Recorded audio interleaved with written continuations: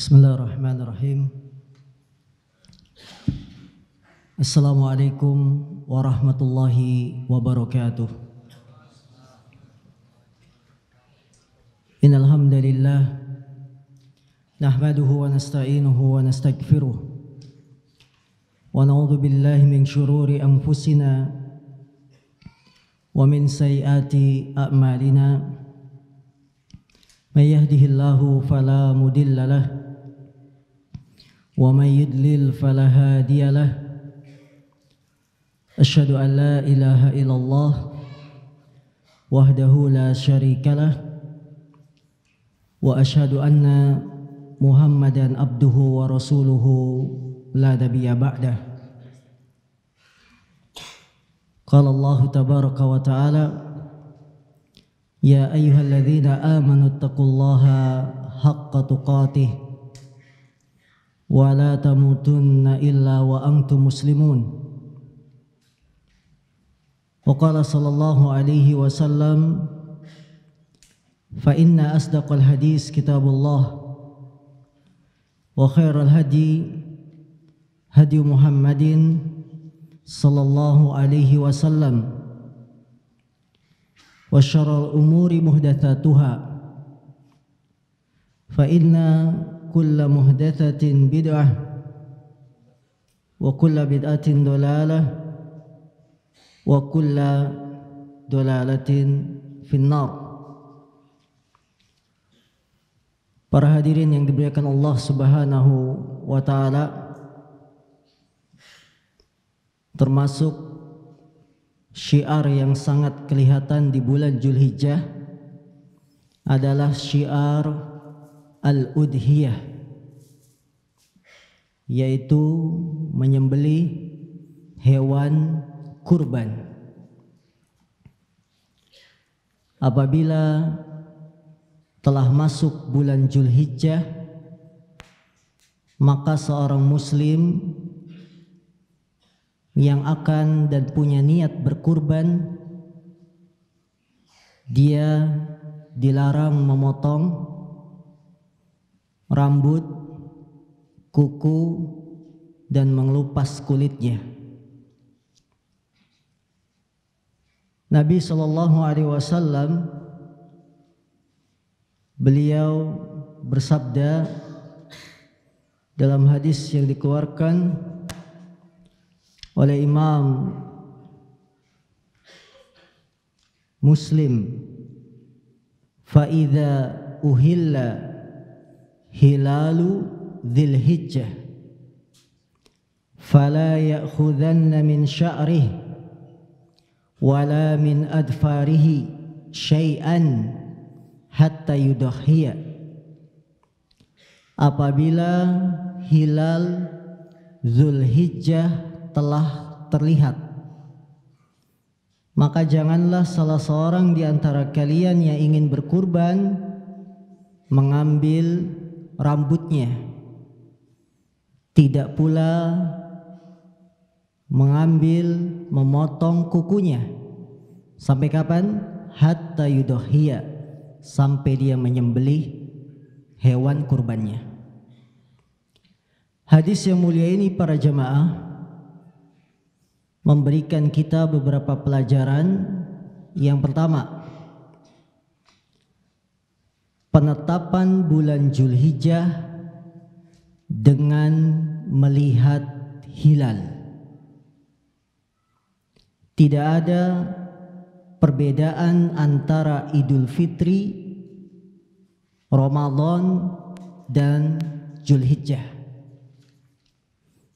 Barang siapa yang membedakan, maka dia harus mendatangkan dalil bahwa Dzulhijjah ditetapkan dengan melihat hilal. Dan para ulama telah berselisih pendapat, apakah hilal itu cuma satu? Jika terlihat di satu negeri berlaku bagi seluruh dunia, ataukah masing-masing negara memiliki hilal masing-masing? Ini perbedaan pendapat. Sebagian ulama mengatakan bila sudah terlihat hilal di satu negeri berlaku bagi semua negara. Sebagian yang lain mengatakan tidak. Setiap negara bisa melihat hilalnya masing-masing. Negara-negara yang berdekatan dalam matla' hilalnya. Maka kaum muslimin, inilah permasalahan yang terus bergulir setiap tahun, bahwa yang namanya penetapan puasa Ramadan, penetapan Lebaran dan Zulhijjah dengan melihat hilal. Maka barang siapa yang mengatakan Ramadan, Lebaran kita hilalnya melihat sendiri, tapi kalau Zulhijjah ikut Saudi Arabia, ini membedakan tanpa dalil. Perhatikan bersama hadis yang dikeluarkan oleh Imam Abu Daud dan lain-lain. Rasulullah sallallahu alaihi wasallam, hadisnya Imam Ahmad, Nasai, ya, disahihkan oleh Syalbani dalam Al-Irwa. Beliau bersabda, sumu li ru'yatih wa aftiru li ru'yatih wansuku li ru'yatih. Berpuasa Ramadanlah kalian karena melihat hilal. Berlebaranlah Idul Fitri karena melihat hilal. Dan menyembelihlah karena melihat hilal.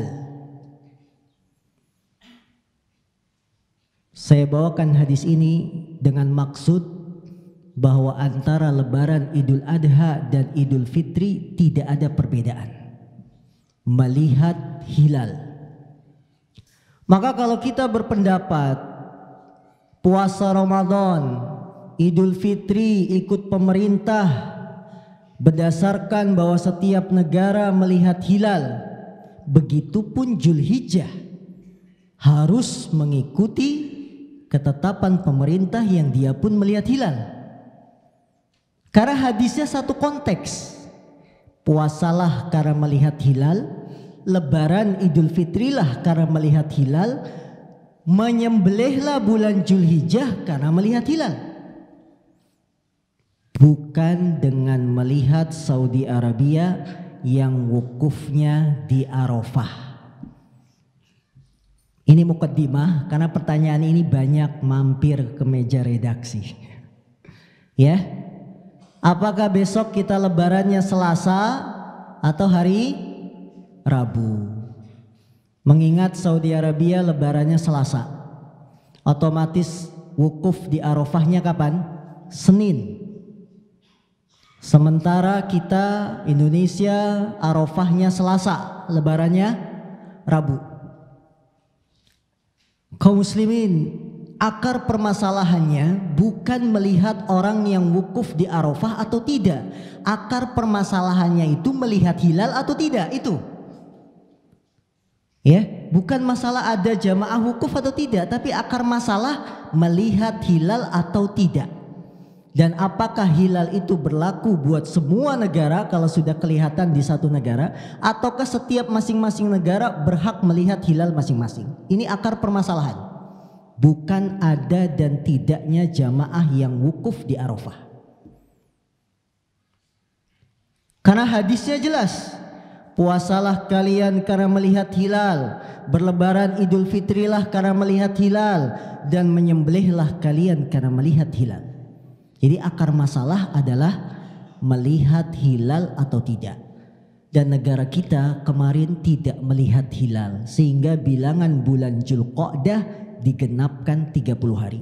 Sementara Saudi Arabia sudah melihat hilal, sehingga dia Zulqa'dahnya 29 hari. Otomatis perbedaan 1 hari dengan negara kita. Itu. Jadi supaya dipahami, agar tidak timbul permasalahan baru.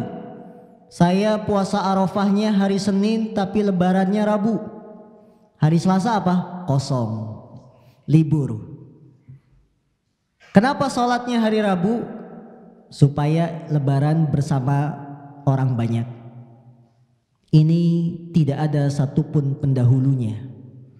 Karena bila Anda puasa hari Senin Arafah, berarti Anda berkeyakinan Senin itu sudah tanggal 9 Zulhijjah. Selasa seharusnya 10 Zulhijjah. Kenapa sholat tanggal 11 hari Rabu? Karena keyakinannya Senin tanggal berapa?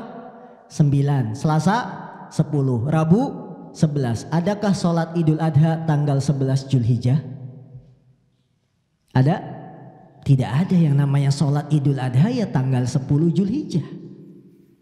Ya, ini bimbang. Puasa Arafah ikut Saudi, Lebaran ikut Indonesia. Bimbang, tidak konsekuen dengan keyakinan. Sementara orang beribadah dengan keyakinannya. Kemudian bila ada yang mengatakan puasa Arafah itu bertepatan dengan jamaah yang sedang wukuf berdasarkan hadis. Ketika Rasulullah ditanya dalam hadis riwayat Muslim, siyamu yaumi Arafah, puasa hari Arafah. Penamaan puasa hari Arafah min babit taglib, min babi at-taglib, yaitu penamaan berdasarkan keumumannya, bukan berarti berhubungan dengan orang yang wukuf di Arafah. Mengapa demikian? Tidak berkaitan dengan orang yang wukuf di Arafah. Satu, kapan Nabi haji wada? Tahun keberapa? Nabi haji tahun keberapa? 1 tahun sebelum beliau meninggal. Karena begitu tahun depannya kan beliau meninggal. Nabi meninggal tahun keberapa? Tahun ke-11. Berarti Rasul haji tahun ke-10. Tahun 10 Hijriah. Karena beliau tinggal di Madinah 10 tahun. Dari tahun ke-1 Hijriah sampai tahun ke-9 Hijriah, bagaimana pendapat jamaah? Nabi puasa Arafah tidak? Tahun ke-1 sampai tahun ke-9 beliau belum haji, tapi beliau puasa Arafah enggak? Puasa. Tanggal berapa puasanya? Tanggal 9 Zulhijjah. Baik. Saat Nabi berpuasa Arafah, padahal beliau belum berangkat haji, di padang Arafah ada yang wukuf tidak? Tidak ada. Ini menunjukkan puasa Arafah itu tanggal 9 tanpa melihat ada yang wukuf atau tidak wukuf. Ini sebuah kenyataan yang gak bisa ditolak, bahwa puasa Arafah itu berhubungan dengan tanggal 9-nya, bukan ngelihat jamaah yang sedang wukufnya. Yang kedua, apabila di Arafah terjadi gempa bumi, misal contoh, kemudian jamaah haji tidak bisa wukuf di Arafah, yang di Indonesia tetap puasa Arafah atau tidak puasa? Tetap puasa walaupun di Arafah nggak ada yang wukuf. Betul? Karena kita puasanya tanggal 9. Apakah berani salah seorang di antara jamaah mengatakan jangan puasa karena di Arafah sedang ada gempa bumi, jamaah nggak ada yang wukuf? Anda berani mengatakan demikian? Tidak. Ini menunjukkan puasa Arafah berhubungan dengan tanggal, bukan melihat ada yang wukuf atau tidak ada yang wukuf. Yang ketiga, bagaimana pendapat bapak-bapak di tahun-tahun sebelum mudahnya akses komunikasi? Belum ada HP, berita belum secepat sekarang. Dalam 1 detik kita sudah bisa dapat kabar Arafah. Dulu 1945, bagaimana puasa Arafah penduduk yang tidak tinggal di Madinah, yang tidak tinggal di Mekah? Bagaimana mereka puasanya? Ngelihat tanggal apa nungguin kabar? Karena nggak mungkin. Komunikasi sulit. Zaman-zaman belum ada teknologi menyampaikan berita. Bagaimana orang tua dulu kita puasa Arafah? Melihat tanggal atau nunggu kabar ada wukufnya hari ini? Pasti ngelihat tanggal. Itulah puasa Arafah. Jadi puasa Arafah mengikuti tanggal 9 di mana kita berada. Bukan dengan mengikuti adanya jamaah yang sedang wukuf di Saudi Arabia. Karena akar masalahnya melihat hilal, bukan adanya jamaah yang wukuf atau tidak. Itu akar masalah yang perlu kita pahami. Baik, berikutnya, kalau dikatakan puasa Arafah itu harus mengikuti orang yang wukuf.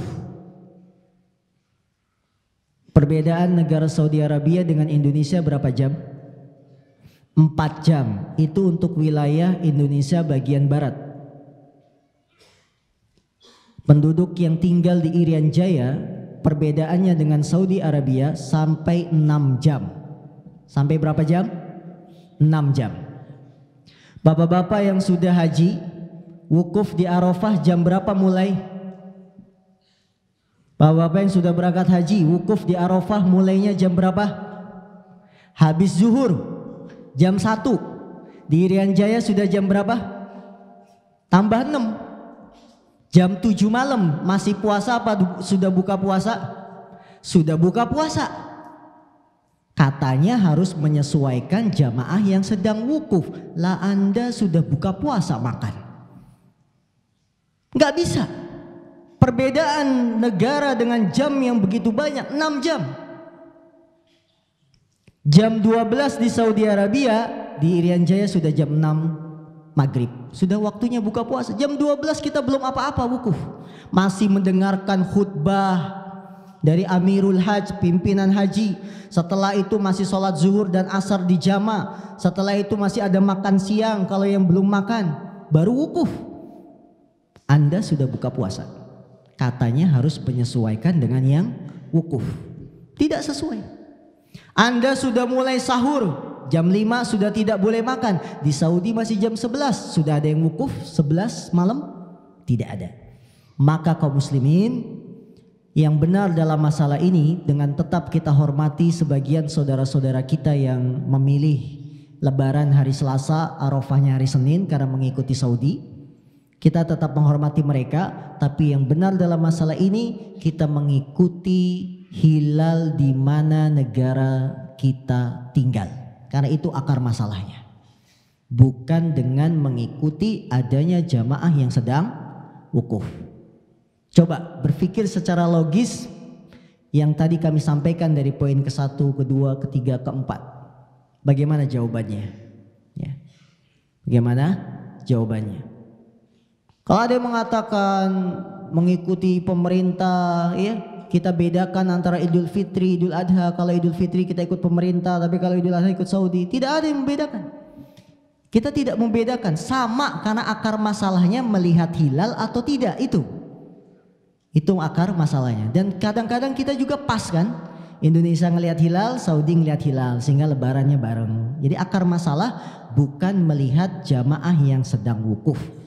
Semoga ini sebagai pembukaan menjawab pertanyaan-pertanyaan yang banyak masuk di hari-hari ini. Bahkan tadi sore sebelum maghrib saya akan khutbah di satu tempat. Ustadz, gimana kalau kita maju lebarannya hari Selasa?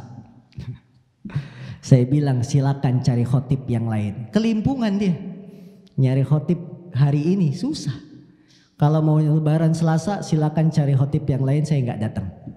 Ya, karena kita mengikuti hilal di mana negara kita tinggal, bukan dengan mengikuti hilal negara lain. Baik, udhiyah, penyembelihan hewan kurban, disebut dengan udhiyah karena kurban disembelih di waktu duha. Dari kalimat duha, udhiyah, hewan kurban. Karena hewan kurban disembelih di waktu duha. Udhiyah atau penyembelihan adalah menyembelih hewan ternak sebagai pendekatan diri kepada Allah. Menyembelih hewan ternak sebagai pendekatan diri kepada Allah di hari yang khusus dengan syarat-syarat yang khusus. Di hari yang khusus dan dengan syarat-syarat yang khusus. Itu disebut udhiyah atau penyembelihan kurban. Keutamaan berkurban, tadi definisinya, sekarang keutamaan berkurban. Tidak ada satupun hadis Nabi yang menerangkan keutamaan berkurban. Kalau dilihat dari sisi hadis, tidak ada satupun hadis Nabi yang menerangkan keutamaan berkurban. Contoh yang laris manis di hari-hari ini, gemukkanlah hewan kurban kalian, karena dia akan menjadi tunggangan di hari kiamat ketika melewati jembatan. Hadisnya laris manis Pak ya. Apalagi penjual sapi, kambing pakai hadis. Jadi jualan pakai hadis. Pak, belinya yang gemuk, karena hewan kurban jadi tunggangan nanti di hari kiamat. Yang beli sudah ngaji di Baitul Ma'mur, itu hadisnya palsu Pak. Ya. Atau hadis lain yang berbunyi pahala kurban sesuai atau tergantung dengan banyaknya bulu rambut di hewan kurban. Jadi besarnya pahala orang yang berkurban sesuai dengan banyaknya bulu rambut di hewan yang dia kurbankan. Maka kalau ingin dapat pahala yang banyak, cari hewan yang bulunya banyak. Apa? Domba. Tidak benar. Ini hadis walaupun laris manis tidak ada dan tidak pernah diucapkan oleh Nabi SAW. Derajatnya hadis-hadis yang palsu, dibuat-buat karena ada kepentingan. Kenapa hadis palsu bisa tersebar? Karena memang dibuat-buat dengan satu tujuan, dengan satu kepentingan. Ya, yang jualan sayur terong juga bikin hadis palsu. Al-badhinjan dawaun likulli da. Terong itu adalah obat segala penyakit. Jadi kalau pengen sembuh dari penyakit makan terong. Kepentingannya apa? Biar laris. Ini. Sehingga muncullah hadis palsu yang disandarkan pada diri Nabi Muhammad SAW. Padahal Nabi tidak pernah mengucapkan terong obat segala penyakit. Nggak ada. Ya, tidak ada. Maka kaum muslimin, kalau dilihat dari sisi hadis, berkurban tidak ada hadis khusus yang menerangkan keutamaan. Tapi keutamaan berkurban dilihat dari sisi yang lain. Apa sisi yang lain? Satu, melaksanakan perintah Allah. Dalam surat Al-Kautsar, Fasholli li rabbika wanhar. Salatlah karena Rabbmu dan berkurbanlah. Maka orang yang melaksanakan perintah Allah dapat keutamaan tidak? Dapat, karena dia patuh sama Allah. Itu keutamaannya, dilihat dari sisi yang lain, melaksanakan perintah Allah. Keutamaan yang kedua berkurban, mencontoh Nabi Muhammad SAW, yang beliau selama 10 tahun di Madinah selalu berkurban. Tidak kita ragukan, orang yang mencontoh Nabi dapat pahala, dapat keutamaan. Apalagi keutamaan berkurban, mencontoh Nabi kita Ibrahim, yang syariat kurban berawal dari Nabi siapa? Ibrahim. Yang Allah mengatakan wattabi' millata Ibrahim hanifa, dan ikutilah agama millah Ibrahim yang lurus. Maka kaum muslimin, itulah keutamaan berkurban dari sisi yang lain, bukan dari sisi hadis-hadis yang khusus.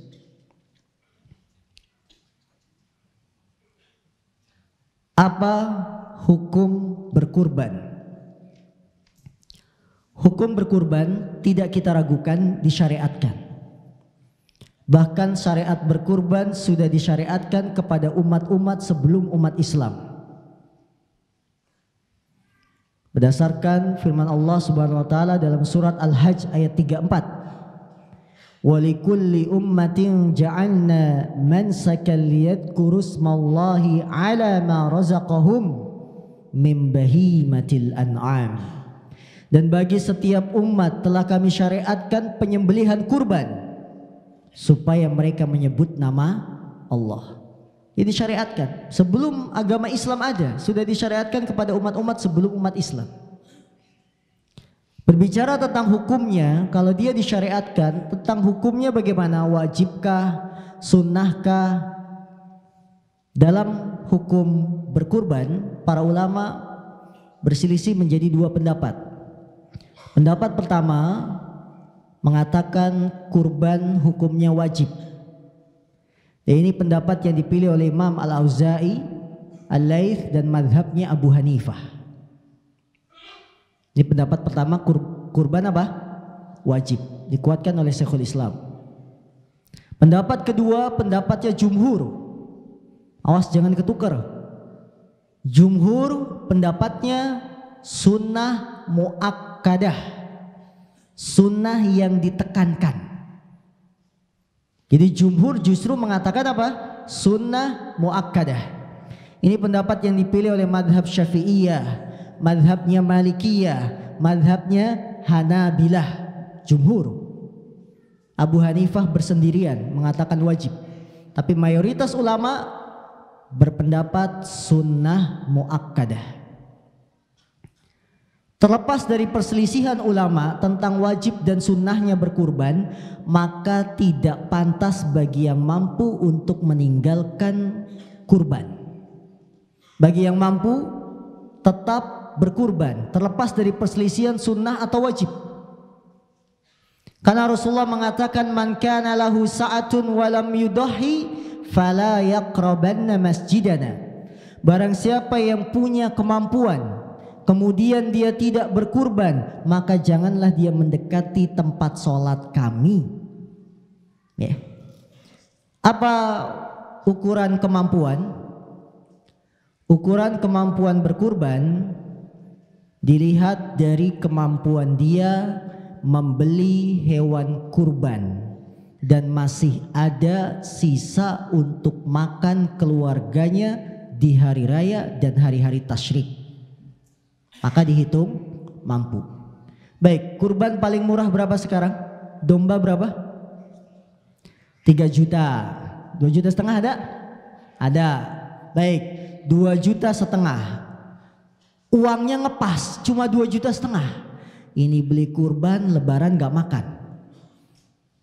Keluarga suruh puasa pas lebaran, nanti ya nunggu daging pembagian. Nah, itu dihitung tidak mampu. Karena kalau beli kurban dia gak makan hari lebaran. Sama sekali gak pegang duit, cuma 2,5 juta yang ada di tangan. Tergolong tidak mampu. Baik, yang megang duit 3 juta. Beli kurban 2,5 juta, sisa 500.000 buat hari lebaran dan hari tasyrik, cukup gak? Beli beras, cukup? Cukup. Maka yang pegang uang 3 juta mampu. Dan saya kira semua jamaah yang di sini uangnya 3 juta ada semua. Betul? Hah? Nanti lebaran megang uang 3 juta tergolong mampu. Berarti dianjurkan apa? Berkurban. Tapi ternyata sedikit yang kurban. Ini perbedaan poligami sama kurban. Kurban banyak yang mampu nggak mau. Poligami banyak yang tidak mampu mau semua. Iya. Gimana Pak? Tanggal 22 sudah gajian? Belum. Gajiannya kapan? 25. Tarik cuma kurang 3 hari bos. Lebaran, kasbon. Nanti diganti tanggal 25. Ya. Ini hitungan kemampuan. Dia mampu beli hewan kurban dan masih ada sisa untuk makan keluarganya di hari lebaran dan hari-hari tasyrik. Maka mumpung masih ada waktu, Silakan mendaftar ke Pak De Juwadi. Hari ini terakhir katanya, apa besok Pak De? Ya, mampu berkurban. Karena hitungan kemampuan apa? Dia mampu beli hewan kurban yang minimal, kemudian dia masih punya sisa untuk hari lebaran dan hari-hari tasyriknya. Baik, kaum muslimin yang dimuliakan Allah Subhanahu wa taala, ini hukum berkurban.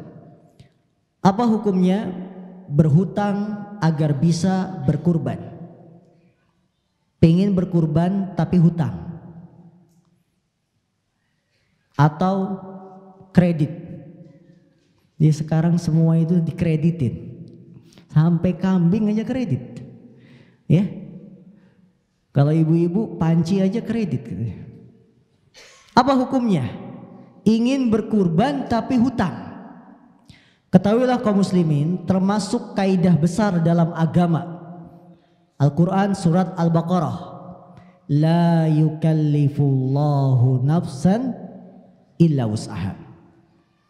Allah tidak membebani seseorang kecuali sesuai kesanggupannya. Ini kaidah yang harus dipegang kuat-kuat. Islam adalah agama yang mudah, tidak memberatkan pengikutnya. Apa yang tidak diberatkan oleh Islam, maka kita tidak memberat-beratkan diri. Ketika kita tidak mampu, janganlah memberatkan diri. Dan ini berlaku dalam semua perkara. Dalam masalah sholat, ya, dalam masalah puasa, dalam masalah haji, dalam masalah berkurban. Ini kaidah umum. Allah tidak membebani seorang jiwa kecuali sesuai dengan kesanggupannya. Dalam masalah kurban, Syekhul Islam Ibnu Taimiyah pernah ditanya, apa hukumnya orang berhutang agar bisa berkurban? Beliau menjawab, boleh tapi tidak wajib. Boleh tapi tidak wajib berhutang. Karena kaidah besar, Allah tidak membebani seorang sesuai kemampuan. Maka kira-kira misalkan kita mampu bayar 3 hari berikutnya karena gajian tanggal 25, silakan berhutang, tapi tidak wajib. Barang siapa yang mengatakan wajib, dia akan melawan ayat ini. Allah tidak membebani seseorang kecuali sesuai kesanggupannya. Ya. Jadi boleh saja Anda berhutang, tapi dengan syarat punya kemampuan bayar, ya, dan itu tidak wajib. Maka bagi yang ingin berhutang, niatnya diluruskan. Alhamdulillah. Bahwa dia berkurban adalah untuk apa? Mendekatkan diri kepada Allah, untuk dapat pahala, dan saya ingin bayar hutangnya. Jangan niat hutang tapi tidak bayar. Ini perlu diingatkan pada ikhwan. Kalau ingin berhutang, satu syaratnya luruskan niat. Niat ingin bayar. Karena Rasulullah mengatakan barang siapa yang berhutang niatnya ingin membayar, maka Allah akan tolong dia. Tapi barang siapa yang berhutang ingin menipu orang, hanya ingin mengambil manfaat, Allah akan binasakan dia. Dan itu terbukti pada sebagian ikhwan yang niatnya sudah tidak beres dari awal. Hutang tapi niatnya tidak ingin ganti, Allah susahkan untuk ganti. Tapi yang niatnya lurus ingin bayar hutang, Allah bantu. Itu hadis dari Rasul, pegang kuat-kuat. A'anallah, Allah akan menolongnya dia. Ya, nah ini. Maka ikhwan yang punya hutang segera bayar, luruskan niat kita. Jangan sampai sudah dibantu orang kita malah menipu. Wahal jazaul ihsan illal ihsan, dan tidaklah perbuatan baik kecuali dibalas dengan kebaikan. Kemudian apa hukumnya kurban untuk orang yang sudah meninggal dunia? Mungkin sebagian panitia kurban menerima titipan hewan atas nama orang yang sudah meninggal. Pak, saya titip kambing ya buat ibu saya yang sudah meninggal. Atau ada yang ikut patungan sapi 7 orang, di antara 7 orang ini ada nama 1 orang yang sudah meninggal dunia. Bolehkah berkurban atas nama orang yang sudah meninggal dunia? Ketahuilah kaum muslimin, asalnya ibadah, semua jenis ibadah, kurban, sholat, puasa pada asalnya untuk orang yang hidup. Itu hukum asal. Bahwa kita melaksanakan ibadah, beban ibadah itu kepada orang yang hidup. Allah berfirman, "Wa ma khalaqtul jinna wal insa illa liya'budun." Tidaklah aku ciptakan jin dan manusia kecuali untuk beribadah kepadaku. Maka yang namanya ibadah, beban itu kepada yang khalaqtu, yang telah aku ciptakan. Artinya apa? Hidup. Maka berkurban untuk yang sudah meninggal dunia terbagi menjadi 3 keadaan. Berkurban untuk yang sudah meninggal dunia terbagi menjadi 3 keadaan. Keadaan yang pertama, berkurban dengan niat untuk yang sudah meninggal dunia diikut sertakan bersama yang masih hidup, maka boleh. Berkurban untuk yang sudah meninggal dunia diikut sertakan bersama yang masih hidup, maka boleh. Contoh, kita bawa kambing, kita serahkan ke panitia kurban. Ini kambing atas nama saya dan ibu saya yang sudah meninggal. Berarti digandengkan dengan yang masih hidup. Boleh tidak? Boleh. Kenapa boleh? Karena Rasulullah tatkala menyembelih hewan kurban, beliau berkata, ini dari Muhammad dan untuk keluarga Muhammad dan umat Muhammad. Dari Muhammad, masih hidup. Untuk keluarga Muhammad, ada yang sudah meninggal. Istrinya Khadijah sudah meninggal, Hamzah pamannya sudah meninggal, dan umat Muhammad pasti sudah ada juga yang meninggal.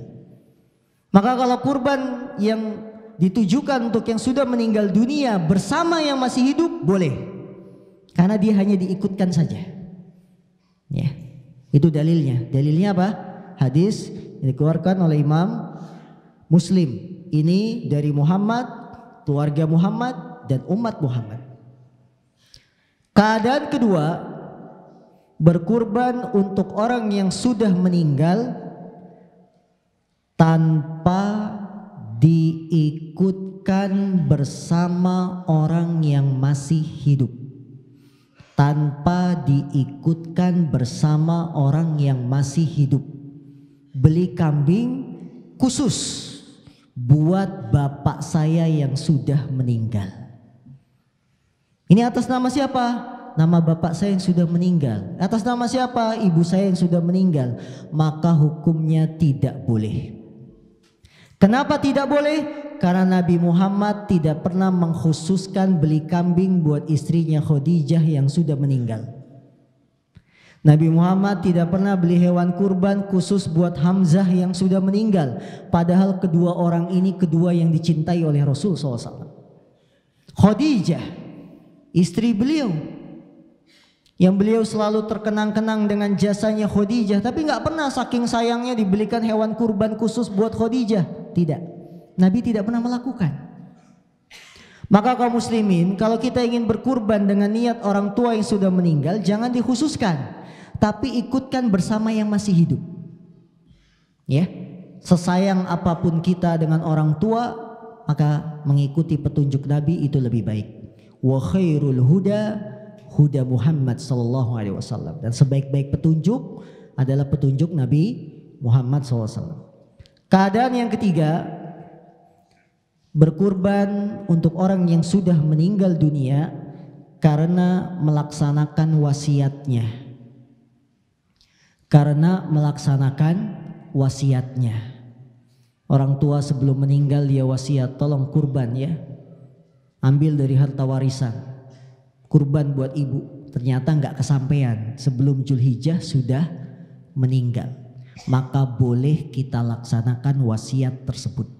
Bukan dasarnya mengkhususkan, tapi karena melaksanakan wasiat. Ini 3 keadaan dalam berkurban bila diniatkan untuk orang yang sudah meninggal dunia.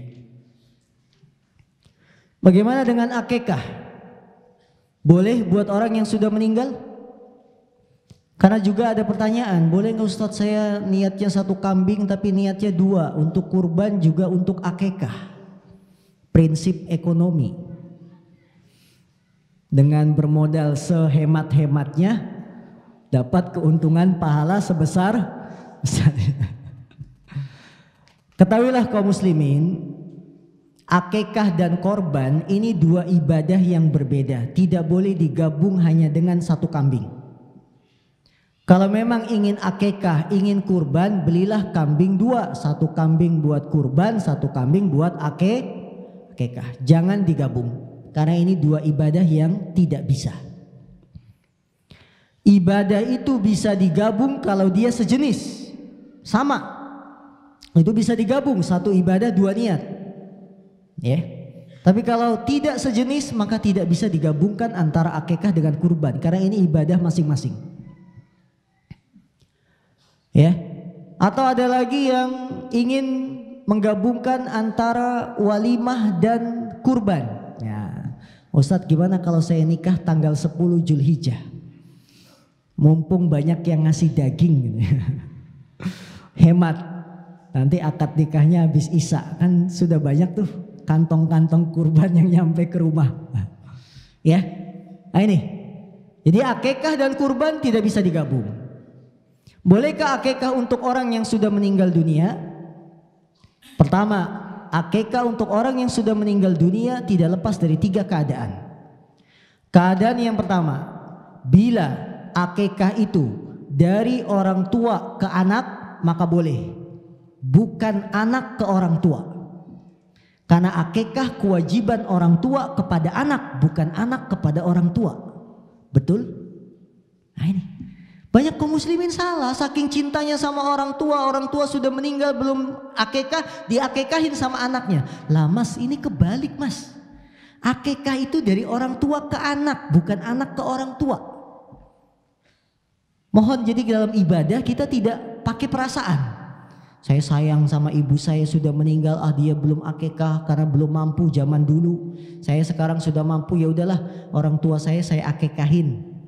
Tidak bisa, karena akekah itu orang tua ke anak, bukan anak ke orang tua.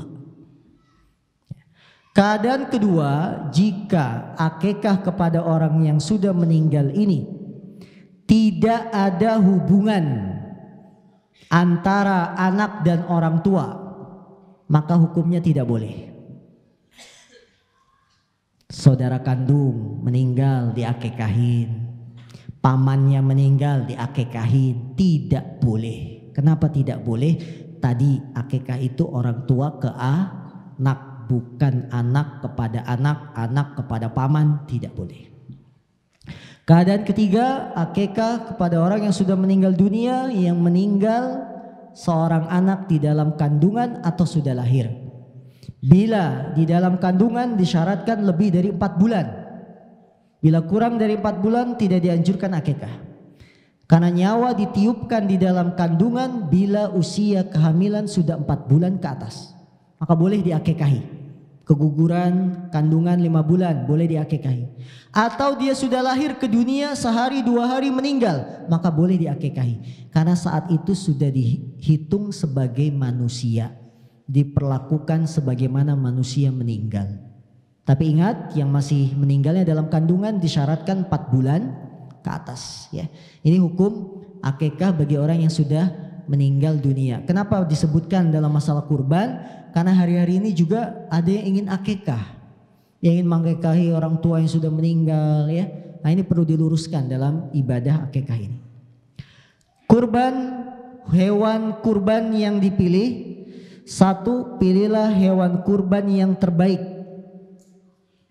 Karena yang namanya kurban, kita mempersembahkan kurban ini kepada Allah. Maka carilah hewan-hewan yang terbaik. Anas bin Malik mengatakan Nabi berkurban dengan 2 ekor kambing yang bertanduk dan gemuk. Apa kurbannya Nabi? Kambing yang bertanduk dan gemuk. Maka kurban itu tidak mencari yang murah, tapi yang afdol, yang terbaik. Karena kita memberikan yang terbaik kurban kepada Allah Subhanahu wa taala. Ini ibadah pendekatan diri kepada Allah. Sahabat Ibnu Abbas mengatakan, termasuk mengagungkan syiar yang terhormat di sisi Allah adalah dengan menggemukkan hewan kurban, membesarkan dan membagusinya, karena hal itu lebih besar pahalanya dan lebih banyak manfaatnya. Abu Umamah bin Sahal berkata, kami dahulu di Madinah biasa menggemukkan hewan kurban, dan kaum muslimin juga biasa menggemukkan hewan kurban mereka. Maka kaum muslimin ya, yang terbaik itu yang kita beli kalau mampu. Kalau tidak mampu maka sesuai dengan kemampuan. Yang kedua, jenis hewannya. Hewan kurban terbatas pada hewan ternak ya. Berdasarkan surat Al-Hajj ayat 34. Hewan ternak, sapi, onta, kambing, kerbau dengan segala jenisnya. Mau sapi India, sapi Bima, sapi apa lagi? Sapi Bali, sapi limosin, sapi Mercedes, ya, apalah, dengan segala jenis boleh. Kambing, kambing Jawa, kambing kacang, kambing gibas, kambing tukang yang jual kambing tahulah jenis-jenisnya. Domba, domba apa lagi jenisnya domba? Ya itulah. Onta, tidak ada onta ya? Tidak ada. Padahal Nabi itu pernah kurban 100 onta. Nabi kurban 100 onta pak. Satu onta sekarang berapa harganya? Ya, ada 50 juta onta, sekitar itu. 100 onta dia potong sendiri, 63 onta disembelih sendiri. Allahu Akbar, saking kuatnya Nabi. Sisanya Ali bin Abi Thalib yang meneruskan. 63 dipotong sendiri. 100 kurang 63 berapa? 37. Ali yang meneruskan. Ya. Unta tidak ada di negeri kita, tapi di negara lain ada. Ya. Sapi, domba, kambing, onta, kerbau. Kerbau juga boleh. Di kita kurang ma'ruf, kurang terkenal di nyembelih kurban dengan kerbau, tapi daerah Banten kelihatan. Orang suka daging kerbau daripada daging sapi. Dia serat-seratnya lebih besar. Dan boleh. Kerbau termasuk hewan yang boleh dikurbankan. Apa bahasa Arabnya kerbau? Satu masjid nggak ada yang tahu. Kambing apa bahasa Arabnya? Ghanamun. Sapi? Baqarah. Onta?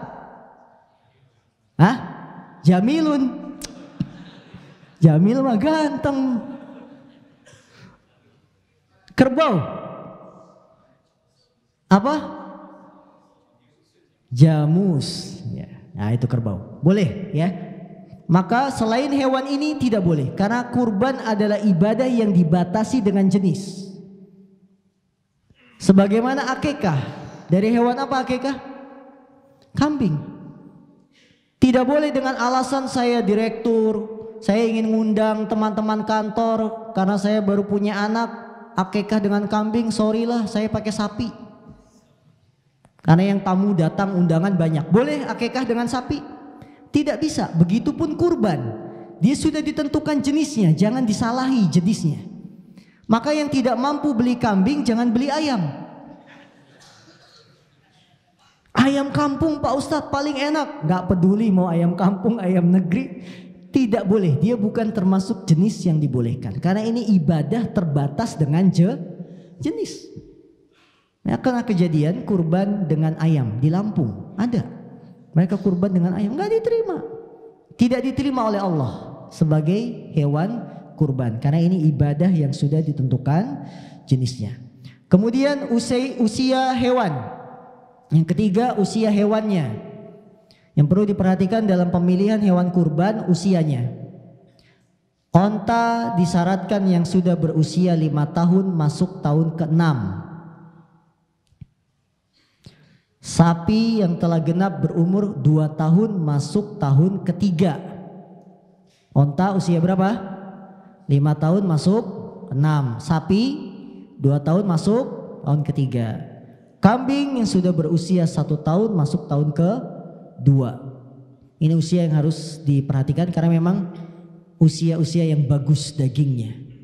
Jangan kambing yang sudah tahun ketiga tahun keempat ya, yang sudah tua, nggak boleh. Yang sudah tidak ada dagingnya lagi. Kemudian yang perlu diperhatikan, memilih hewan yang tidak cacat.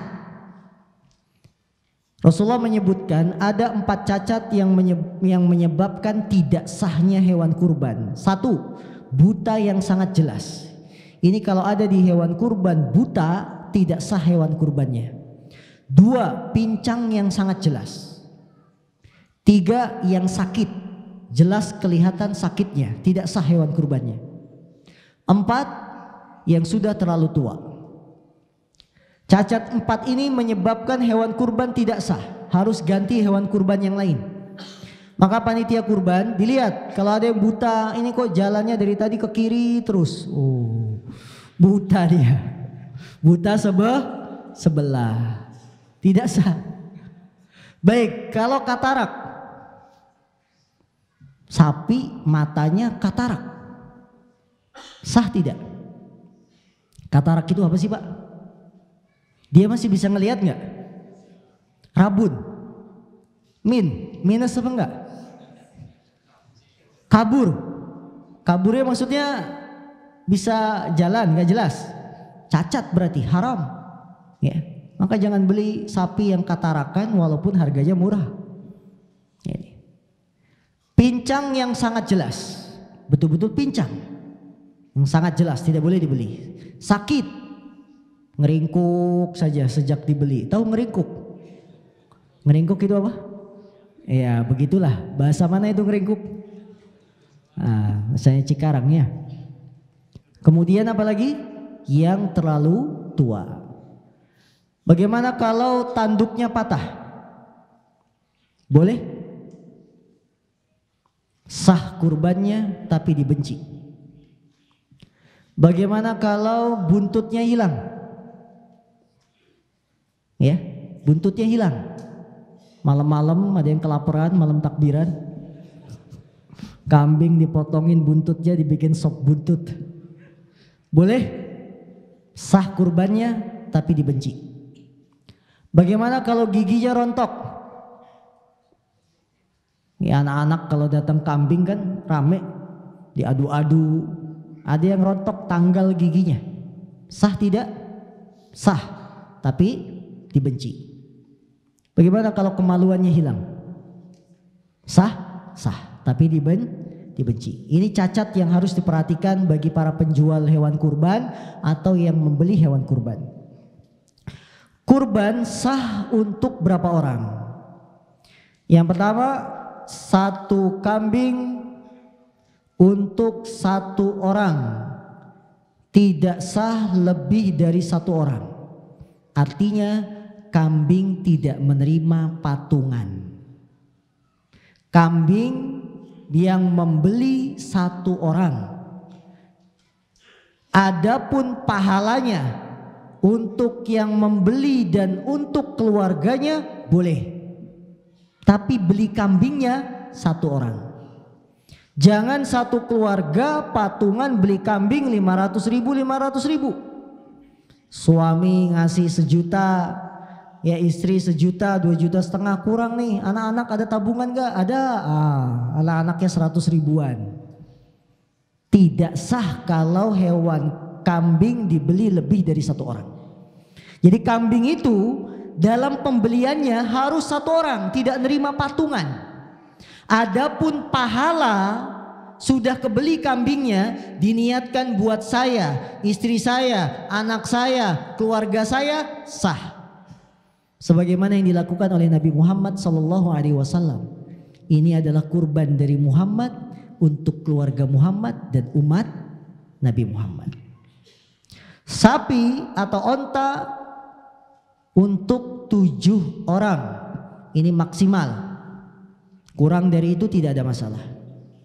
Maka sapi onta tidak menerima patungan lebih dari 7 orang.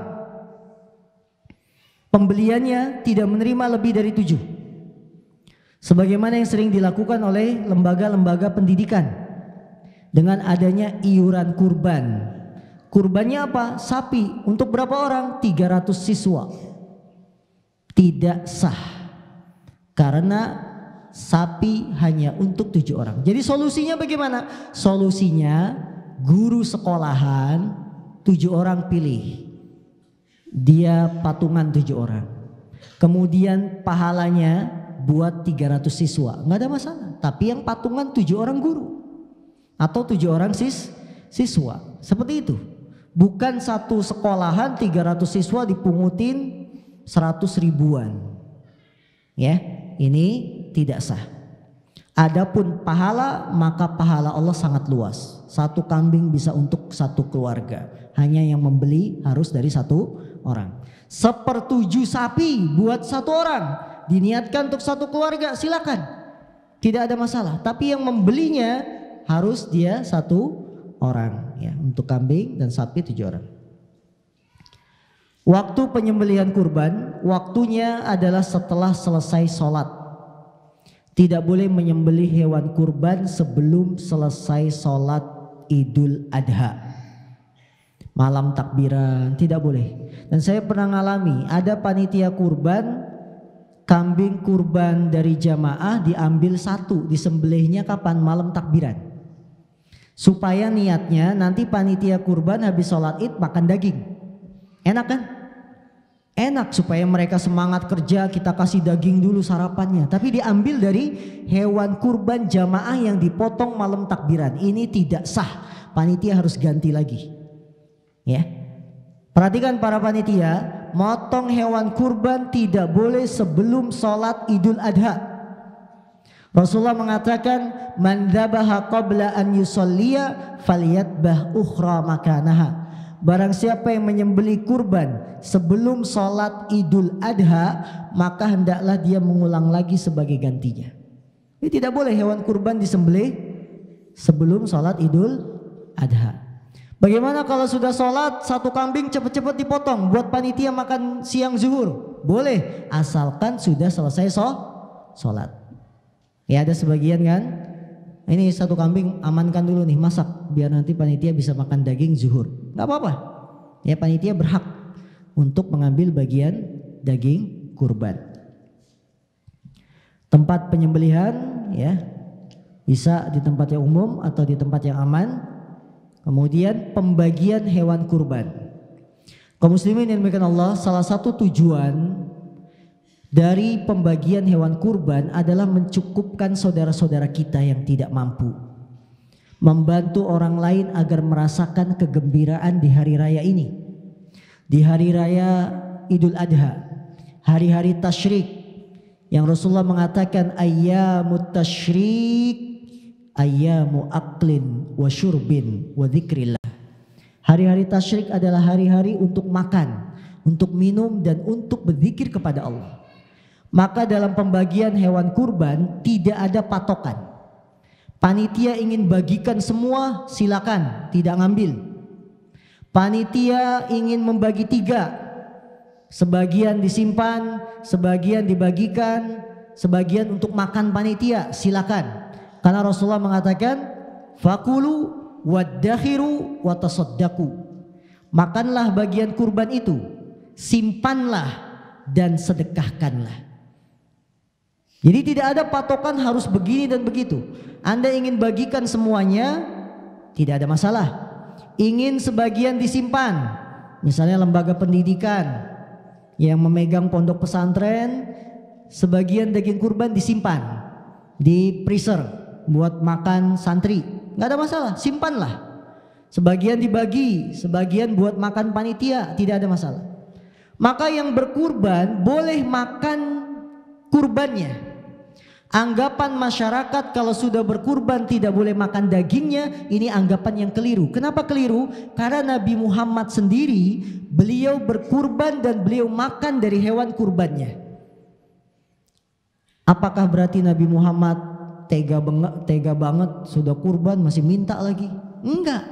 Jadi beragama itu bukan dengan perasaan, beragama itu dengan mengikuti Nabi Muhammad SAW. Masyarakat umum kan bermainnya perasaan. Masa sudah berkurban minta jatah? Nggak ikhlas dong. Nah begitu kan? Begitu, karena perasaan saja. Anda kalau sudah kurban mendekatkan diri kepada Allah, ya udah nggak usah minta bagian. Ini mesen-mesen paha belakang lagi. Nah, ya. Enggak, boleh yang berkurban boleh makan dari daging sembelihannya. Kata Nabi apa? Wakulu, makanlah daging sembelihan kurban itu. Simpanlah, bagikanlah. Maka yang berkurban berhak dia makan dari daging kurbannya. Bukan sebuah aib dan bukan sebuah celah. Boleh dia minta. Saya minta hatinya, saya minta kepalanya. Enggak ada masalah, boleh. Nabi Muhammad makan dari hewan kurban yang beliau kurbankan. Ya, jadi dalam masalah pembagian hewan kurban tidak ada patokannya. Yang berkurban minta setengah badan, dikasih nggak? Hah? Panitia jangan galak, saya minta setengah badan. Boleh nggak? Boleh, kasih, jangan dilarang. Ih, tega bener udah kurban minta setengah badan. Pelit banget dah katanya. Sudah berkurban minta setengah badan lagi. Nah, nggak apa-apa, kasih. Dia nggak ngambil sama sekali, boleh. Ini kambing dah, saya tidak minta apa-apa. Boleh tidak? Boleh. Maka ketika ada yang minta setengah badan jangan diejek. Dasar pelit, perhitungan. Nah, nggak usah. Bebas dalam masalah ini, bebas. Bebas, pembagiannya bebas. Ya, tidak ada. Kalau minta semua gimana? Hah? Nggak usah berkurban. Cuma nitip sama panitia. Potongin, begitu sudah dipotong diambil semua. Nah, ditanya, kenapa diminta semua? Saya pengen bagikan sendiri. Oh ya udah, gitu kan. Nah ini, ya. Jadi dalam masalah pembagian hewan kurban tidak ada patokan khusus harus dibagi 3, tidak harus. Anda ingin bagikan semua silakan. Ya ingin disimpan silakan, disedekahkan, dimakan juga silakan. Larangan dalam kurban, 1, tidak boleh menjual hewan kurbannya. Jika seorang telah membeli hewan kurban dan sudah diniatkan untuk kurban, maka kepemilikannya terhadap hewan kurban tersebut sudah hilang. Tidak boleh baginya untuk menjual, menghadiahkan atau menggantinya. Jadi kalau jamaah sudah beli hewan kurban kambing, nggak boleh dijual lagi dan tidak boleh dihadiahkan ke orang. Anak beli kambing dihadiahkan ke orang tua, jangan. Kasihkan uangnya ke orang tua yang beli hewan kurban.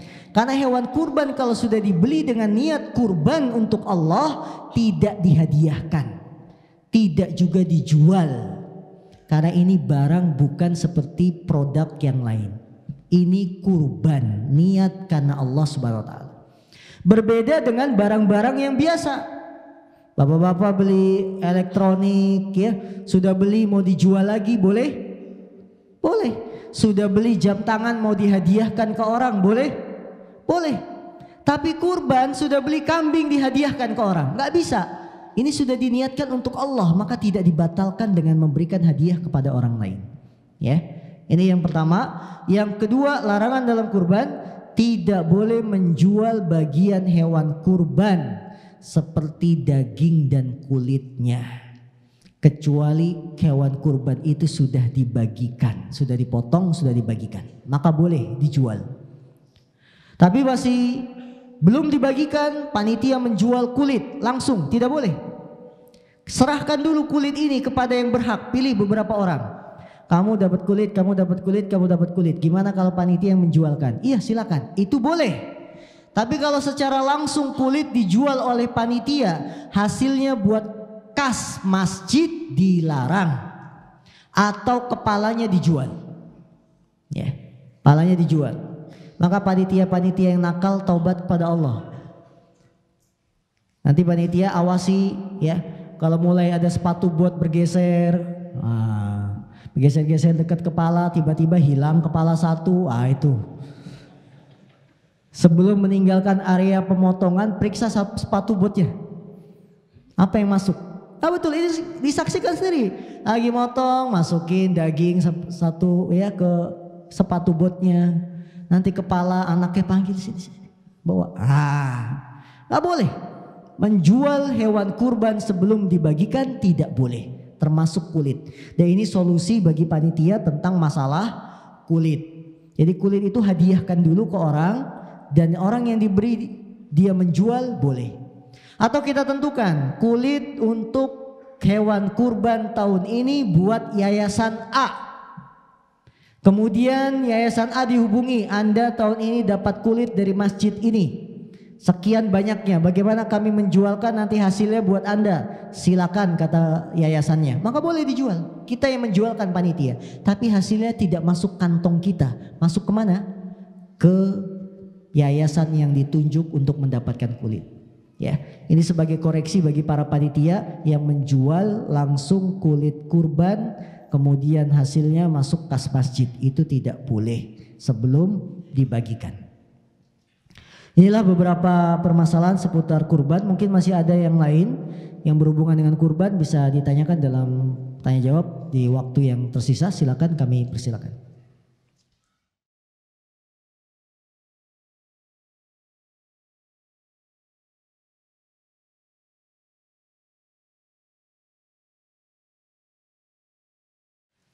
Mohon nasihatnya dari tanggal 1 sampai tanggal 9 Zulhijjah untuk yang mau berkurban ada larangan motong rambut dan kuku.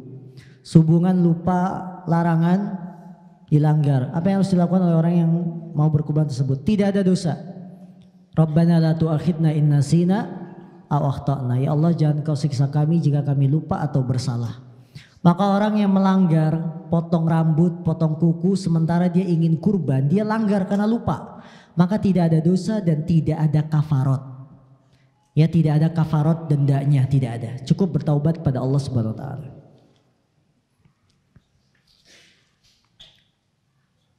Lebih utama mana kurban dengan satu kambing atau sapi secara kolektif? Karena ada pendapat lebih utama satu kambing, karena dalil tujuan kurban menumpahkan darah, bukan banyaknya daging. Semakin banyak yang dipotong, semakin banyak darah yang ditumpahkan. Kalau melihat praktek kurbannya Nabi, maka Nabi kurbannya dengan kambing, ya, dengan jenis kambing. Beliau sebagaimana penuturan Anas bin Malik tadi, kurban dengan kambing. Itu kalau dilihat dari apa yang dilakukan oleh Rasul SAW. Maka ketika kita niat kurbannya ingin mengikuti Nabi, maka tentu jenisnya adalah kambing. Sekarang kenapa banyak sapi ini lagi naik daun? Orang senang dengan sapi karena melihat apanya? Dagingnya hasilnya banyak. Boleh dengan kurban dengan sapi, boleh, tidak kita larang. Tapi kalau ingin melihat praktek kurbannya Nabi, maka Nabi kurbannya dengan kambing. Dan anggapan bahwa kambing kolesterol dan lain-lain itu anggapan yang tidak benar. Anggapan yang tidak benar. Di Arab itu sapi nggak laku. Yang laku apa? Daging onta, daging kambing. Tapi di negara kita kambing jadi sapi jadi apa? Jadi favorit ya. Orang Saudi nggak biasa dia makan daging sapi. Makannya onta sama kambing. Kalau ada yang bilang kambing sakit dan lain-lain, asam urat atau kolesterol, nggak ada. Ya kita biasa aja makan kambing kan gitu, sehat-sehat saja. Alhamdulillah. Bagaimana hukum kurban dengan cara arisan? Arisan itu hutang, betul nggak? Yang narik pertama memanfaatkan iuran anggota yang lain. Dia tahun ini narik pertama dapat uang berapa? 3 juta. Padahal iurannya 100.000, dapat 3 juta. Dari mana 2.900.000-nya? Dari hutang anggota yang lain. Maka itu hutang. Boleh tidak? Ini termasuk dalam memberatkan diri. Memberatkan diri. Sesuatu yang kita tidak dibebankan oleh Allah, maka jangan memberatkan diri. Sah tidak kurbannya? Sah. Kalau dikatakan sah, sah. Karena kurban yang sudah didapat, yang dibeli seseorang dengan uang yang sah, maka juga sah. Cuma arisan itu kan mengajarkan orang berhutang. Kalau disuruh milih antara ikut arisan atau tidak, lebih baik tidak. Kenapa? Arisan itu semakin membuat kita banyak hutang. Kalau tanya ibu-ibu, jangan ditanya ibu-ibu. Nah, ibu-ibu memang senang arisan. Karena anggapannya apa? Arisan itu kan sedikit-sedikit tapi bisa punya barang. Makanya mereka arisan Tupperware. Arisan apalagi panci Vicenza. Arisan apalagi sofa bed. Nah, kan bayarnya nggak kerasa Pak Ustadz, sedikit-sedikit tiba-tiba punya sofa bed. Ini mengajarin manusia supaya hutang, dan pada asalnya kita jangan banyak-banyak berhutang. Bolehkah kita pemilik hewan menghadiahkan sebagian daging kepada tukang jagal panitia? Boleh kalau memang itu sebagai hadiah, dia orang miskin tidak mampu, boleh. Tapi kalau sebagai ganti dari upah tidak boleh. Upahnya itu dari kantong kita sendiri. Jadi untuk tukang jagal jangan dibayar pakai daging kurban. Upahnya dari kas masjid. Kemudian kita kasih kepala karena dia berhak, fakir miskin, boleh. Boleh dikasih. Cuma bukan sebagai ganti kerja jagalnya. Jagalnya tetap kita kasih dari kantong sendiri, sebagaimana penuturan sahabat Ali bin Abi Thalib. Amin. Apa benar bahwa orang yang berkurban disunahkan bersedekah dengan sepertiga hewan kurban, sepertiga memberi makan, dan sepertiga untuk keluarganya? Ini riwayatnya betul, tapi bukan keharusan, ya. Sepertiga untuk makan tadi kan kita bacakan. Sepertiga untuk sedekah, sepertiga untuk keluarga disimpan. Betul, tapi bukan sebuah kewajiban, karena Nabi juga pernah kurban tidak ngambil apa-apa. Apakah masih sah dihitung sebagai kurban bila menyembelih hewan kurbannya di hari Sabtu tanggal 25, 8, 18, 13 Zulhijjah di Penghujung Indonesia? Sah, tapi sebelum matahari tenggelam. Kalau yang ingin menyembelih hari Sabtu, karena hari tasyrik 3 hari, Kamis, Jumat, Sabtu. Dan hari Sabtunya jangan sampai matahari tenggelam. Jadi disembelih Sabtu pagi karena masih 13 Zulhijjah. Rasulullah mengatakan ayyamut tasyrik ayyamud dzabhin. Hari tasyrik adalah hari penyembelihan. Untuk memperlihatkan syiar hari raya Idul Fitri Idul Adha, bolehkah menghias rumah dengan memasang lampu hias kelap-kelip atau hiasan lainnya? Menampakkan syiar Idul Adha bukan dengan casing, tapi dengan syiar kebahagiaan, kegembiraan, ya, makan minum seperti itu, dan zikir kepada Allah Subhanahu wa taala. Jadi bukan hanya penampilan saja yang kita rubah, tapi amalan yang lebih utama. Apakah panitia kurban boleh mendapatkan jatah lebih dari hewan kurban? Boleh. Misalnya warga biasa dapat 1 kantong, panitia 2 kantong. Tidak ada masalah, apalagi panitia kurban rata-rata miskin. Ya, warganya kan kaya-kaya, yang berkurban kan warga. Panitianya nggak kurban-kurban itu. Ya, boleh dia dapat 2 kantong, warga sekantong, karena warganya udah kaya-kaya, dia berkurban. Ya, boleh. Tidak ada patokan dalam masalah ini. Tidak ada patokan dalam masalah ini. Mau panitia 2 kantong, warga 1 kantong, atau dibalik warga 2 kantong, panitia 1 kantong, tidak ada masalah. Ya, tidak ada keharusan harus sekian dan sekian. Istri saya belum akikah, bolehkah saya suami mengakikahkannya? Tidak boleh, karena Anda bukan orang tua dari istri, kecuali Anda orang tuanya. Akikah itu dari orang tua ke anak, bukan dari suami ke istri, istri ke suami, tidak. Walaupun Anda saking cintanya sama istri, ya. Rasulullah kurang apa cintanya dengan Khadijah, tapi tidak pernah mengakikahkan Khadijah, ya. Khadijah wanita anugerah terbesar. Rasul sering mengingat-ingat nama-nama Khadijah, sering diulang-ulang namanya, sering diingat sampai membuat Aisyah cemburu. Sampai Aisyah mengatakan, apa tidak ada wanita lain apa selain Khadijah? Ya. Karena Khadijah itu di awal-awal Islam sangat berperan. Ketika Rasul memproklamirkan dia utusan Allah, Khadijah menerima, masuk Islam. Ketika Rasul dapat wahyu yang pertama kali melihat malaikat Jibril ketakutan, Khadijah yang menghibur. Ketika Rasul diganggu oleh kaumnya, Khadijah yang melindungi, membela. Maka wajar kecintaan Rasul pada Khadijah terkenang sepanjang hidupnya. Dan Nabi tidak menikah selama Khadijah masih hidup. Nabi tidak menikah ketika Khadijah masih hidup. Dan anak-anak Rasul semuanya dari Khadijah, tidak ada dari istri yang lain. Dari Aisyah nggak ada. Anak-anak Nabi Muhammad dari Khadijah semuanya. Dengan demikian cintanya Rasul, tapi beliau tidak mengakikahkan Khadijah, ya. Maka suami tidak boleh mengakikahkan istrinya. Jadi antum yang mau poligami, tunggu dulu istri meninggal. Betul? Masih ada istri jangan sayang, apalagi istri perjuangan. Awal nikah, ngontrak, ke rumah petakan, kehujanan, pagi-pagi belum subuh udah ngider keliling sule.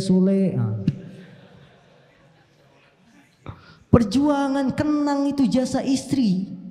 Jangan sudah sukses sulenya, istri pertama ditinggal, ya.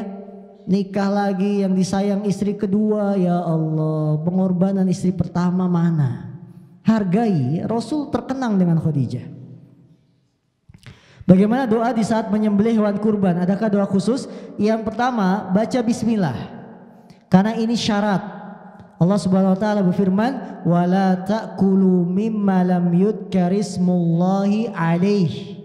Jangan kamu makan sembelihan yang tidak dibacakan nama Allah. Jadi harus baca bismillahnya. Kemudian boleh diiringi dengan takbir Allah Akbar. Tapi bismillahnya jangan lupa. Ya ketika mau motong. Boleh dengan mengatakan Allahumma taqabbal minni wa min ahli. Ya Allah terimalah ini dariku dan dari keluargaku, boleh. Dengan menyebutkan namanya. Ya Allah terimalah ini dari si A. Misalkan yang motong bukan yang berkurban. Nah itu yang menyebutkan. Tapi bismillah itu jangan ditinggalin. Karena bismillah ini syarat sahnya penyembelihan. Bila lupa baca bismillah, hewan kurbannya jadi bangkai, tidak halal dimakan. Nah ini, Anda ingat nama yang korban tapi lupa baca bismillah, nggak sah. Yang kebanyakan panitia kan ingatnya nama yang kurbannya. Begitu pengen potong dari Muhammad bin ini, tapi bismillahnya nggak terucap, ini tidak sah.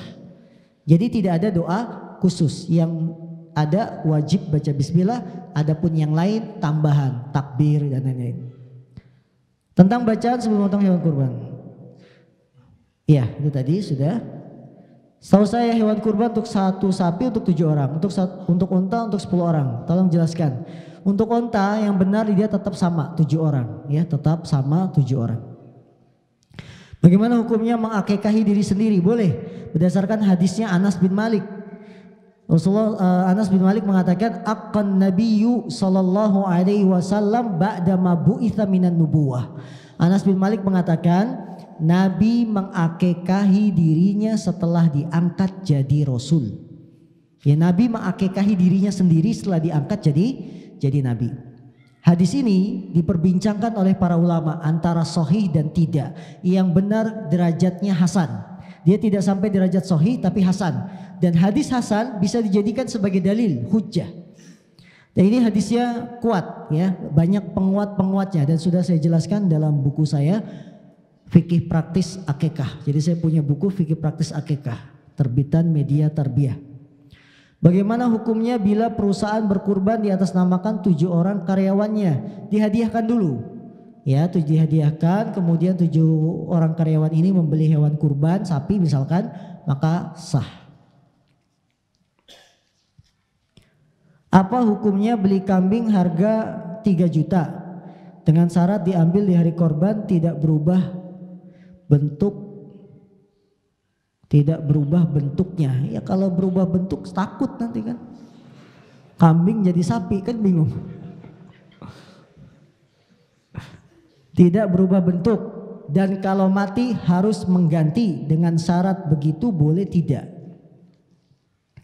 Jual beli semacam ini, beli kambing dengan harga 3 juta, kemudian dengan perjanjian diambilnya saat dekat-dekat hari penyembelihan, hari Arafah dan lain-lain. Tapi kita bikin syarat-syarat yang ketat kepada penjual. Kalau mati harus diganti, ya. Kemudian tidak boleh berubah bentuk, maksudnya tidak kurus gitu. Bukan berubah bentuk itu langsung menjelma. Tidak kurus. Ini saya lihat ditimbang sekian kilo kan, waktu beli ditimbang ya. Sekian kilo. Kemudian nanti saat pengambilan jangan berkurang nih kilonya. Kalau berkurang kilonya harus ada potongan. Nah, bolehkah jual beli semacam ini? Tentunya seorang muslim sesuai dengan syarat yang dia buat. Rasulullah mengatakan al-muslimuna ala syurutihim. Seorang muslim sesuai dengan kesepakatan syarat yang dibuat. Kalau penjualnya tidak mau, maka tidak terjadi syarat kesepakatan. Ya, apalagi dengan menanggung beban mengganti. Dalam hal ini penjaga hewan kurban dia statusnya amanah. Betul? Ini hewan sudah dibeli 3 juta. Dia harus jaga, titipan. Namanya barang titipan, orang yang dititipi kalau tanpa keteledoran hilang misalnya, diambil maling. Atau dia sudah kasih makan tapi mati, maka orang yang dititipi tidak mengganti. Kecuali atas keteledoran dia, kelalaian dia, maka dia baru ganti. Ya. Antum lebaran pulang kampung, tetangga dititipin motor. Kalau hilang ganti. Kalau berkurang bensinnya ganti. Mau gak? Hah? Gak bisa karena kita yang kena titipan. Orang yang kena titipan statusnya amanah. Kalau tanpa keteledoran dia tidak mengganti. Contoh tanpa keteledoran. Motor sudah dimasukin ke dalam rumah. Saking baiknya nih tetangga. Dititipin motor masukin ke ruang tamu. Sudah rantai, kunci ganda, kasih sensor yang bisa nyambung ke kamar kalau ada yang megang. Tapi kok malingnya jago, hilang tuh motor. Ganti nggak? Tidak, karena dia sudah berusaha semaksimal mungkin menjaga motor. Lain halnya ketika dititipi motor tetangga yang pulang kampung ini kita taruh di halaman rumah. Tidak dikunci ganda, pagernya juga nggak dikunci, hilang. Ganti karena keteledoran.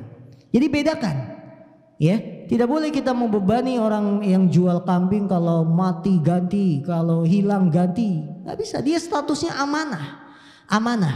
Maka orang yang amanah itu tidak mengganti barang kalau sesuatu terjadi akibat bukan kelalaian dan bukan keteledorannya. Bagaimana hukumnya jika seorang berkurban tapi saat menyembelih hewan kurban dia tidak menyaksikan? Apakah sah atau tidak? Sah, karena bukan syarat kita kurban harus menyaksikannya.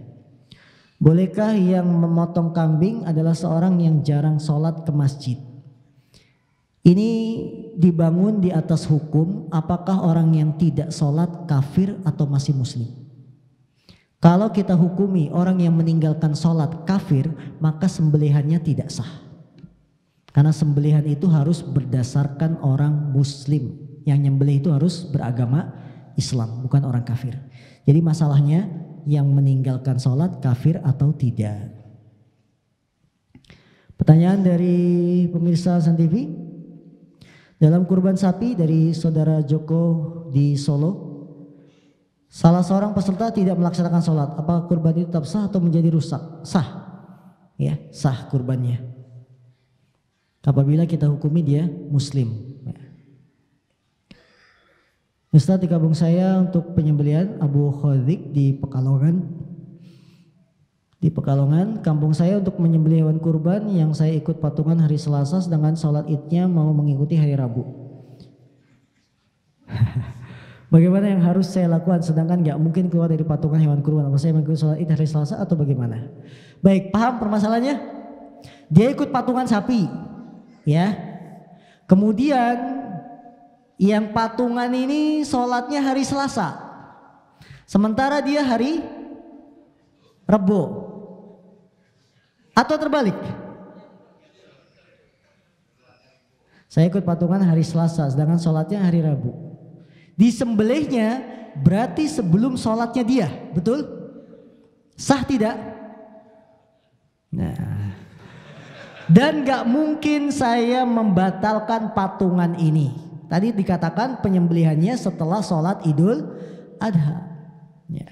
Baik, kalau memang yang patungan ini berpendapat hilal itu kalau sudah kelihatan berlaku bagi semua negara, kemudian mereka hari raya hari Selasa, dipotongnya setelah sholat hari Selasa, sah kurbannya. Walaupun Anda yang ikut patungan sholatnya hari Rabu, ya, sholatnya hari Rabu.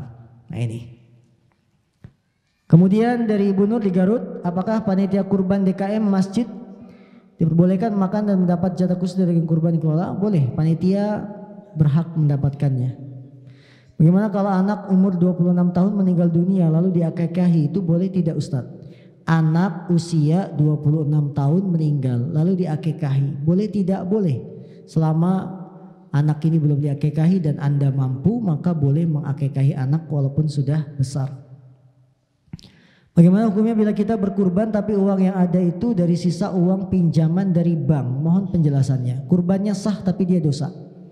Kurban dengan uang pinjaman dari bank, kurbannya sah tapi dia berdosa. Sebagaimana haji dengan uang dari bank, sah nggak hajinya? Sah tapi dia dosa karena tolong menolong dalam dosa.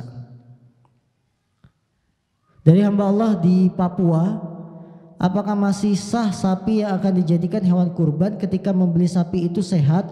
Qadarullah ketika sapi dikirim ke daerah tempat penyembelihan, sapi itu terjatuh dari truk hingga sapi itu pincang kakinya. Sapi ini sampai di daerah 2 minggu sebelum hari raya. Tadi sudah kita katakan cacat yang jelas kelihatan pincang, ya, maka menyebabkan sembelihannya kurbannya tidak sah. Nah sekarang kejadian sapi dikirim ke daerah dalam keadaan normal, ya sudah dibeli sebagai niat sebagai hewan kurban, terjadi kecelakaan atau jatuh dari truk, ya, sehingga kakinya patah, maka sesuatu yang bukan di atas kesengajaan dimaafkan, ya, sesuatu yang bukan di atas kesengajaan dimaafkan, apalagi bukan keteledoran. Jadi saat membeli sehat dan sudah diniatkan kurban, maka dia statusnya jadi hewan kurban. Walaupun terjadi di tengah-tengah, maka insya Allah menjadi hewan kurban yang sah. Saya memiliki anak perempuan, namun qadarullah ia wafat dalam perut ibunya ketika mau lahiran dalam umur 9 bulan. Apakah saya harus mengakekahkannya atau tidak? Masalah harus atau tidak mengakekahkan ini dilihat kemampuan. Bagi yang berpendapat akekah itu wajib, maka dia wajib mengakekahi ketika mampu. Bagi yang berpendapat akekah itu sunnah saja, maka tidak wajib. Ya, jadi hukum akekah sendiri ada 2, wajib dan sunnah. Apabila Anda mampu, silakan diakekahi karena anak yang sudah usia 9 bulan dalam kandungan sudah disebut manusia. Kalau ada karyawan dapat jatah hewan kurban dari PT, tapi sudah beli kambing, berarti kurbannya 2. Apakah boleh kambing yang dibelinya dihibahkan untuk istrinya atau tetap berkurban? Tadi sudah kita katakan hewan yang sudah dibeli sebagai hewan kurban tidak boleh dihadiahkan. Jadi bagaimana solusinya? Dia sudah beli kambing kemudian dapat lagi hadiah, ya, dapat hadiah, maka dia berkurban dengan niat keluarganya, ya, dengan niat keluarganya.